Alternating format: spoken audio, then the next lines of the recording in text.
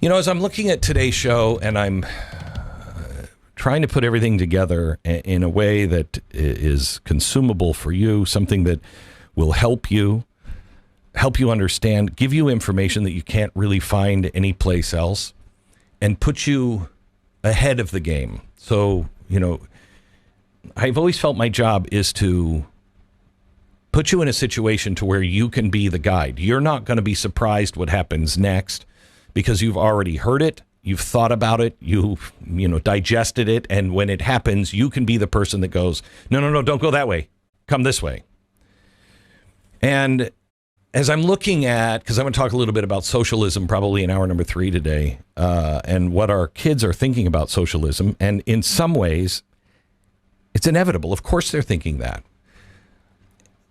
But there's also byproducts of that. There's also what led them to socialism is the seeing that nothing has meaning that we built. You know, there is this new attitude that is emerging across our culture. It's quiet, it's unsettled, and it's unmistakable. And it's the realization that the world that we have built doesn't build us. You know, it's meaningless. And in this last century, we have mistaken abundance for purpose. And we've stacked up skyscrapers and stitched supply chains together across continents, and we've filled warehouses, you know, the size, honestly, have you seen some of the warehouses that Amazon has built? They're size of small nations, it feels like. And they're filled with everything, every object the human heart could possibly desire. And then we stand by and we ask, why is the human heart starving? Because our heart doesn't need any of that crap that's in that Amazon warehouse. We in the past 100 years, and we're all coming to the same conclusion, I think, at the same time, but it will lead us into different paths. We have taught our children to chase two gods, wealth and fame. Okay? The two most fragile currencies ever created. And we ask our kids, what do you want to be? I've railed on this forever. When you have a young kid, the typical question is, what do you want to be when you grow up?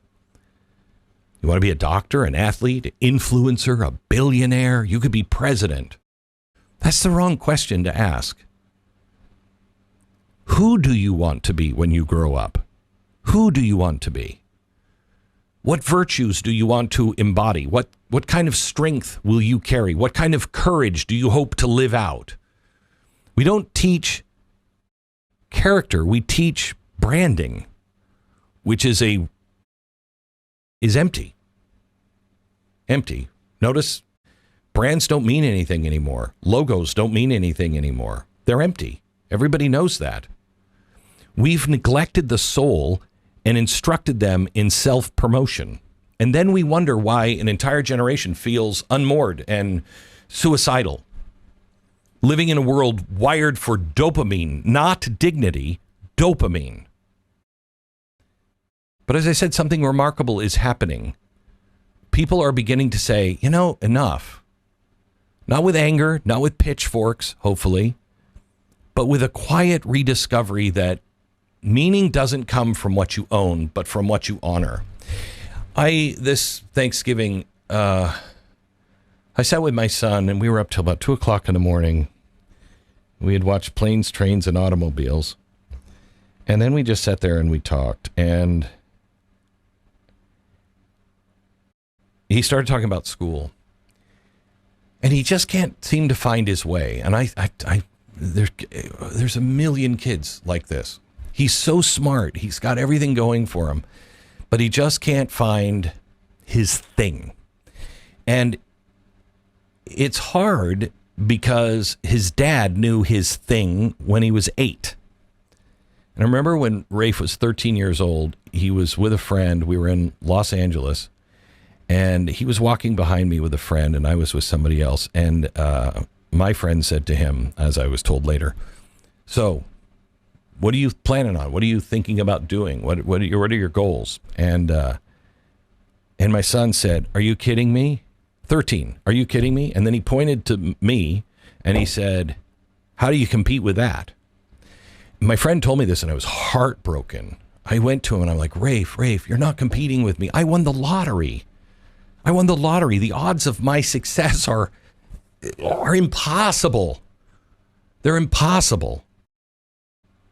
It's not about success.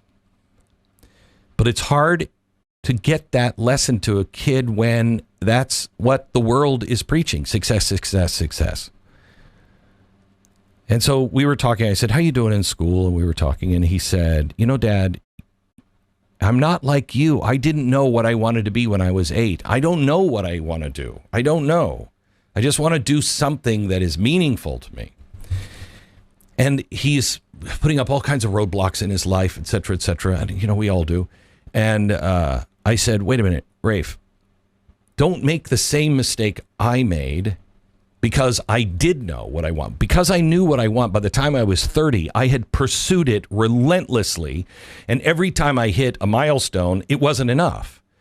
And by the time I was 30, I was an alcoholic. I was out of control. And I had just destroyed my whole life because I thought I knew exactly what I wanted. And it was empty when I got there. And I said, now you're destroying yourself because you can't find what you want to do. Maybe, perhaps, and this is just a perhaps, I don't know. Maybe, perhaps, we both got it wrong. That meaning is not found in what we do. Meaning is not found in our success or our failure. Meaning is found elsewhere. Maybe I was pursuing it in a way that was destructive, and now you're pursuing in a different direction that is destructive because it's not based on meaning. There is a hunger for the one meaning that we have really tried to find. Whether it's whispered or unspoken, that hunger for the one meaning that we have tried to find, we've erased it. The truth is, we didn't build a world without purpose. We built a world without God. I wanted to start with, because we're in the Christmas season, how do we find meaning again? Because we're not going to find it with a revolution. We're not going to find it by burning the world down, by remembering what was buried on the or left on the floor of Macy's and Walmart, somewhere between Black Friday and doorbusters and, aisle 5 markdowns. We've lost the gift of craftsmanship, the gift of time, the gift of stories, the gift of presence, the gift of gratitude, the gift of wonder, and the gift of God stepping into humanity and saying, you can start all over again.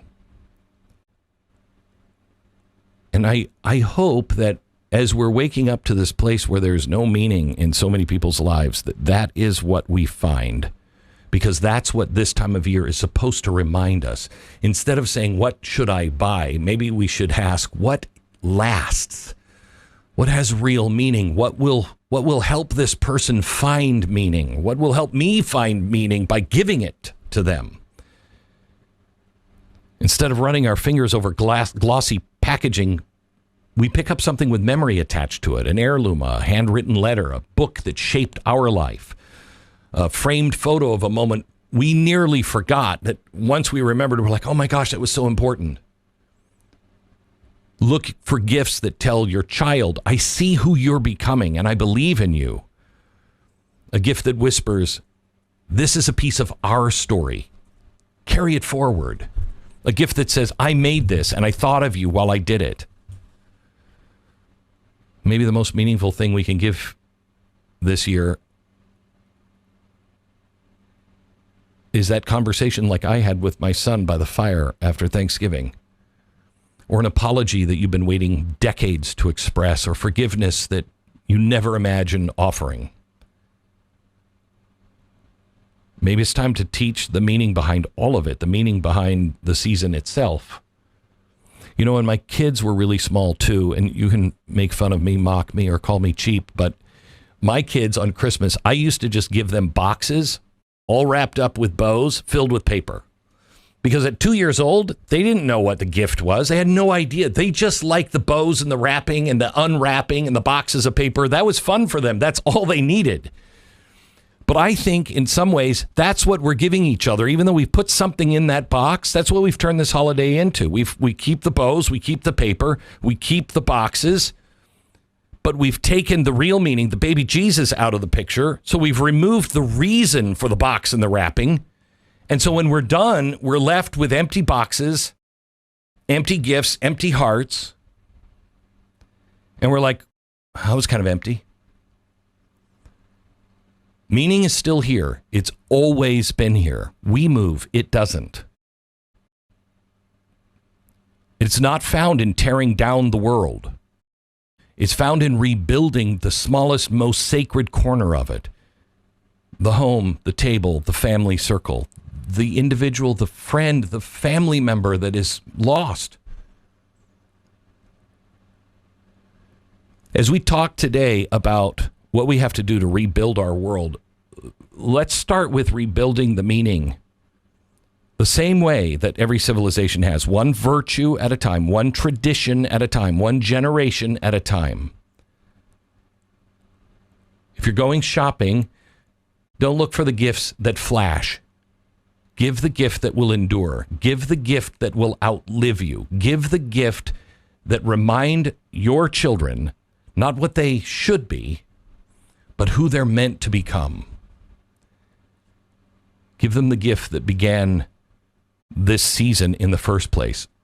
The reminder that God himself stepped into the world and handed humanity the one gift that we can never outgrow. We can never outuse. It should never lay dusty, because I need it every single day. And that is forgiveness. Because forgiveness, inside of that gift, is hope.